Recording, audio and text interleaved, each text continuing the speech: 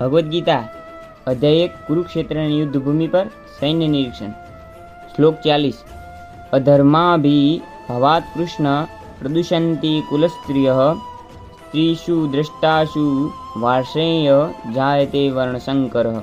અનુવાદ: હે કૃષ્ણ, જ્યારે કુળમાં અધર્મનું પ્રાધાન્ય થાય છે ત્યારે કુળની સ્ત્રીઓ દૂષિત થઈ જાય છે અને સ્ત્રીત્વના પતનથી હે વૃષ્ણિવંશી અવાંછિત સંતતિ ઉત્પન્ન થાય છે.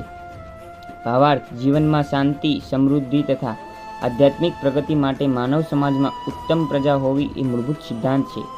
વર્ણાશ્રમ ધર્મના નિયમો એવી રીતે ઘડવામાં આવ્યા છે કે રાજ્ય તથા જાતિના આધ્યાત્મિક ઉત્કર્ષ માટે સમાજમાં ઉત્તમ પ્રજા ઉત્પન્ન થાય. સમાજમાં એવી પ્રજાનો આધાર સ્ત્રીના સતીત્વ પર તથા તેની નિષ્ઠા પર રહે છે.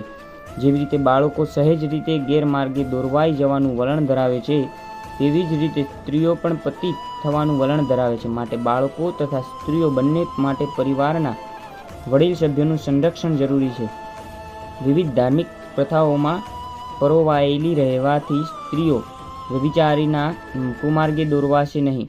ચાણક્ય પંડિતના મતે સ્ત્રીઓ સામાન્ય રીતે બહુ બુદ્ધિશાળી હોતી નથી અને તેથી તેઓ વિશ્વાસનીય હોતી નથી. માટે તેણે વિવિધ કુળાચારોમાં પરોવાયેલા રહેવું જોઈએ અને એ રીતે તેમના સતીત્વ તથા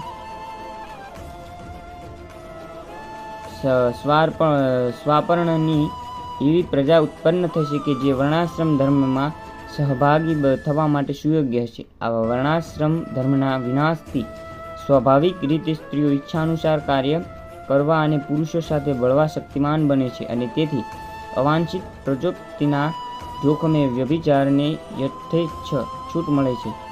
બે જવાબદાર માણસો પણ સમાજમાં વ્યભિચારને પ્રોત્સાહન આપે છે, જેથી માનવ જાતિની યુદ્ધ તથા મહામારીનું જોખમ વહેરવું પડે છે. જય શ્રી કૃષ્ણ.